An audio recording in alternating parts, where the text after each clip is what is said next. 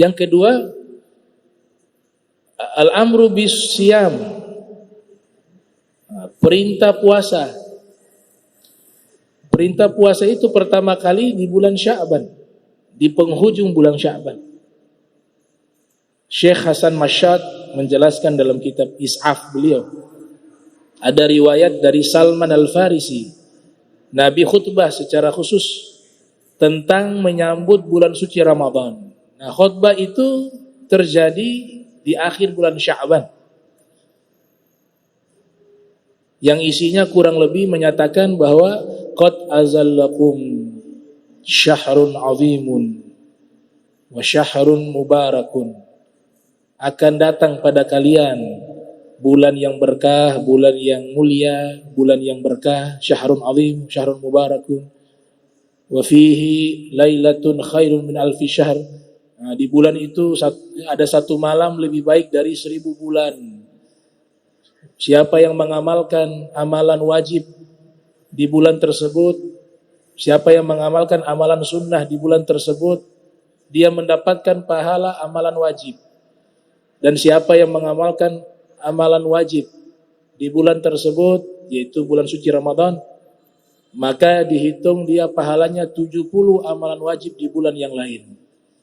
Awalnya adalah rahmat, pertengahannya adalah maghfirah, pengampunan, akhirnya adalah pembebasan dari api neraka. Nah, ini nanti bagian akhir saya jelaskan juga terkait hadis ini.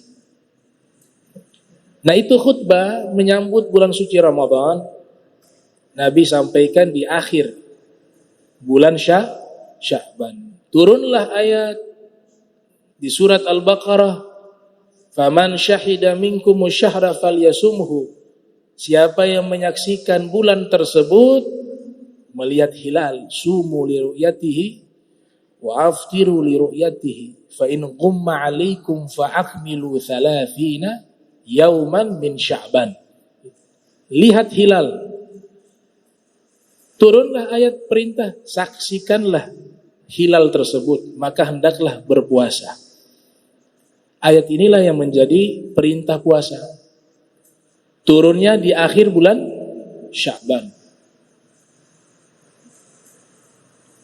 Dikuatkan dengan ayat yang lain. Ya ayyuhalladzina amanu kutiba alaikumusiyam kama kutiba alal ladzina min qablikum la'allakum tattaqun. Itu penegasan. Yang ketiga, al-amru bis-sholati was-salami ala Rasulillah. Surat Al-Ahzab ayat 56 kalau tidak salah. Perintah salawat diturunkan di bulan Sya'ban. Innallaha wa malaikatahu yusholluna 'alan nabi ya ayyuhalladzina amanu shollu 'alaihi wa sallimu taslima. Merintah salawat, kata Syekh Al-Wahid Naisabur dalam kitabnya Asbabun Nuzul, mengatakan bahwa perintah sujud yang Allah perintahkan kepada malaikat untuk sujud penghormatan kepada Nabi Adam, wa isqulna lil malaikati isjudu li adama fasajadu illa iblis aba wastakbar wa kana minal kafirin. Ini perintah sujud. Allah perintahkan malaikat sujud kepada Nabi Adam. Sujud penghormatan.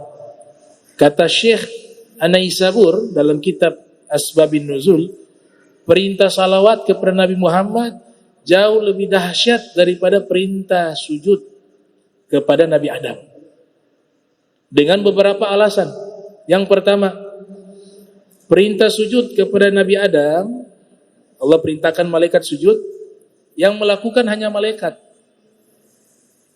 Yang sujud hanya malaikat. Sedangkan perintah salawat, Allah perintahkan malaikat bersalawat kepada Nabi, dan Allah yang pertama melakukan salawat dan salam kepada Nabi Muhammad sallallahu alaihi wasallam. Yang kedua, perintah sujud kepada Nabi Adam terjadi satu kali saja. Di masa itu selesai. Tapi perintah salawat ini sepanjang zaman tidak pernah terputus. Sampai saat ini belum berakhir. Malaikat dan Allah senantiasa bersalawat kepada Nabi Muhammad. Bahkan dikatakan sebelum Nabi lahir sebenarnya Allah dan malaikat sudah bersalawat. Bukan sejak turunnya ayat itu. Ada seorang dokter di Mesir namanya Dr. Fuad Syakir, Allah yarham.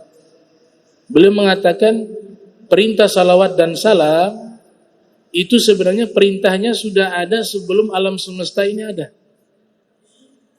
Karena isyaratnya bahwa ketika Allah Ta'ala memerintahkan kita bersalawat, membaca salawat dan salam kepada Nabi, di situ menggunakan kata Nabi.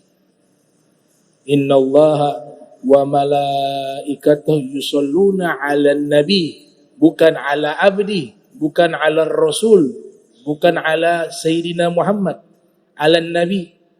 Kenapa yang dipilih kata nabi? Kalau kata Nabi digunakan, sebagian besar ulama sufi mengatakan Nabi Muhammad itu sudah menjadi Nabi sebelum Adam diciptakan. Sebagaimana hadis, kuntu nabiyan wa Adam baina ruh wal jasad. Saya dilantik menjadi Nabi, Nabi Adam belum diciptakan. Ruh dan jasadnya belum menyatu. Maka ketika perintah salawat kepada Nabi, artinya di masa Nabi Adam belum ada, Allah sudah bersalawat kepada Nabi Muhammad. Malaikat sudah bersalawat kepada Nabi Muhammad sallallahu alaihi wasallam. Nah, kalau kita mau tahu bagaimana istimewanya salawat, Syekh Yusuf An-Nabhani menulis 2 kitab membahas khusus tentang fadilah salawat kepada Nabi. Yang pertama berjudul Afdalus salawat ala sayyidi sadat. Yang kedua Sa'adatud darain. Sa'adatud darain fi salati ala sayyidil kaunain. Itu 2 kitab yang ditulis oleh Syekh Yusuf An-Nabhani membahas keutamaan salawat dan salam kepada Rasulullah Muhammad sallallahu alaihi wasallam. Yang keempat, Nabi menikah di bulan Sya'ban. Makanya kalau yang mau nikah di bulan Sya'ban ini salah satu bulan yang baik untuk dilakukan pernikahan. Karena Nabi menikah dengan 2 orang istri beliau di bulan Sya'ban. Kalau tidak salah yang disebut di dalam kitab Rahiqul Makhtum, ya, karya Sofiyur Rahman Mubarak Furi, atau juga dikutip oleh